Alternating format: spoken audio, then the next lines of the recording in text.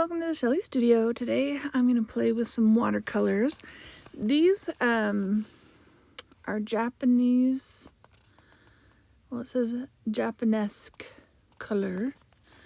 Most of it is in Japanese, but it's called Shadow Black, and the number is 15452. I will put a link to my Amazon affiliate link to that product if you want to see a picture. I might show it on the screen, I can't remember, but I was influenced by Rosemary Morris at the Rusty Peacock a long time ago to buy these, and I haven't really done much with them, and so I thought I would do one of those little grid abstract sort of things. And I'm not measuring, and so I end up with 3 different sized squares or rectangles when all is said and done, because I didn't divide it evenly. I just threw some tape on there. So there's the watercolors. I've swatched them out. They are different colors, but they're all very black-ish. I just thought it would be fun to play with them and do a little abstracting, and I think it's really fun to do it this way, do this kind of thing, because even if you're not like a great watercolorist or whatever, you can come up with some really interesting and fun abstract little pieces of art. So they're approximately ATC size. I measured one of them, and it was 2 inches by 3 inches. But like I said, some are skinnier, some are fatter, some are shorter. But yeah, I'm going in there with a purplish black and blue black and greenish black. I mean, that's all it is. It's like brownish black, purplish black, bluish black, greenish black, yellowish black, and reddish black. That must be the reddish black right there. But it is enough black that you could probably come up with some really muddy sort of stuff. And maybe this will end up muddy. I don't know. Actually, I do know. Of course I know. I like how it ends up. It's kind of fun. I want to do it again and like measure. And get, I mean, you could do ATCs. I think I would, so this is actual masking tape. Even though it's yellow, it's not painter's tape, it's actual masking tape. And I think I pushed it against my shirt before I put it down. That kind of helps reduce the sticky factor. But it stayed on there really well. And I didn't leave it on there very long, just while I created these, and then let them dry just a little bit before I pulled it off. But maybe I'll try washi tape next time. See if that works. I know a lot of people use washi tape. Or get some skinny painter's tape, maybe. I like my circles. I got to put some circles in there. Some of them you can tell, some of them are still pretty wet, and some areas are pretty dry. So it creates different effects. You get a better line when it's dry. It sort of bleeds all over when it's wet, as you can see there.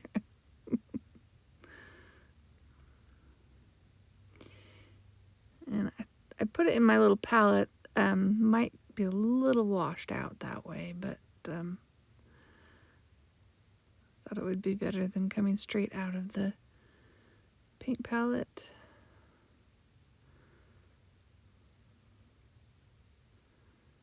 That one kind of just lifted some of the reddish in the wet area, creating blooming. But in this type of project, blooming's okay. Blooming is fun. How is everyone today? I hope you're doing well. It's getting close to the holidays when I'm uploading this. Next week is Thanksgiving here in the United States. that's coming up. Guess this weekend I will be going shopping for whatever I'm taking to the family dinner. That's okay. I like to take it to the family dinner rather than being the one doing all the cooking. I sure played a lot with that greenish black.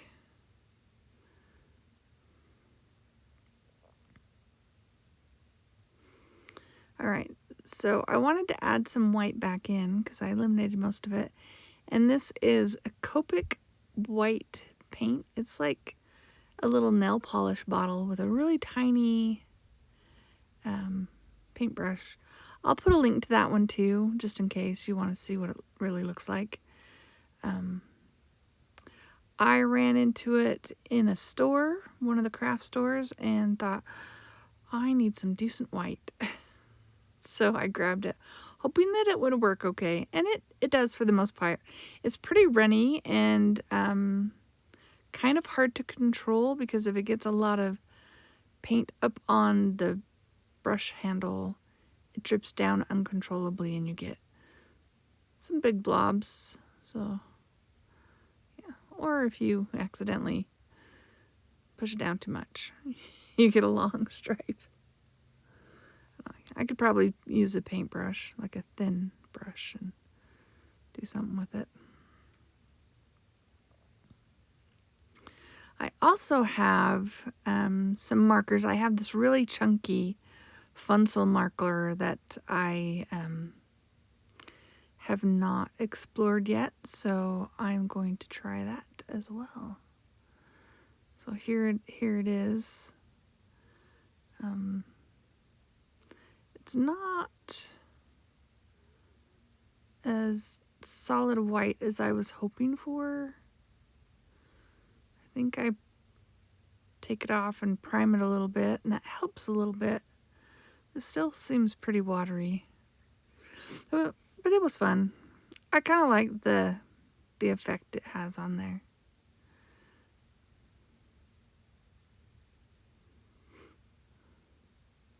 And then I think I decided I had to put those squares on every single piece.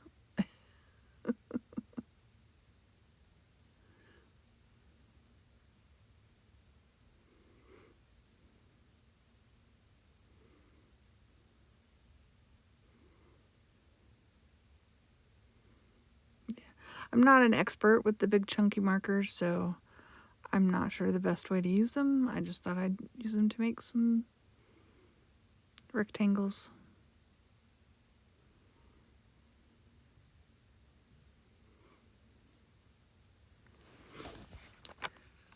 When I pulled up this paint palette, it did say ink, but it's watercolor. It's definitely watercolor. Okay, I'm just taking a pen and outlining those just to add another layer of interest is all. Everything was kind of fuzzy and stuff, and that just gives you a sharp line to see.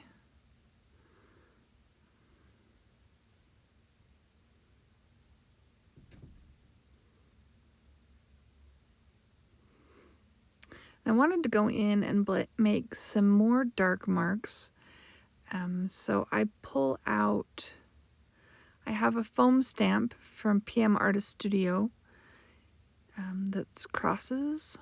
I'm not sure the exact name. Now I tried doing it with my archival ink, but I think it needs reloading. I need to buy myself a re-inker because that's not dark enough. So I left this in so you could see. I'm trying. I end up going for my VersaFine Clair in, I think it's called Twilight. It's a dark blue. So it's not black, but it looks pretty black on here, I think. Pretty dark anyway. And a lot juicier because it's fairly new. I tested it. Okay, yeah, it works. And I'm just going to have this stamp overlap multiples, so each one gets a little bit of the crosses. I want to call them wonky crosses. I don't remember what they're called. If I can find them on the PM Artist Studio site, I will link it below as well. They have a lot of fun foam stamps and stencils. If you haven't heard about them, they are pretty fun. They have a YouTube channel, and it's pretty fun to watch them and chat with people in the chat on their live streams. Okay, so time for the reveal. See, this is where it tears. Now, I'd heard warming it up with blow dryer would help, so that's what I'm attempting. And it seems to be doing the trick. Or I'm just getting lucky. I don't know. Watch your fingers, though. Don't get it in the direct line of fire. That heat tool is hot. I don't know if you can see the end of that heat tool. It's actually been melted. When I first got it, that was not on correctly. I did not know that. And I used it, and it melted.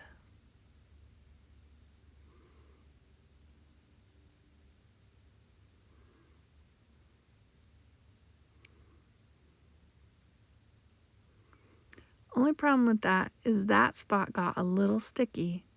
Some of that tack stayed.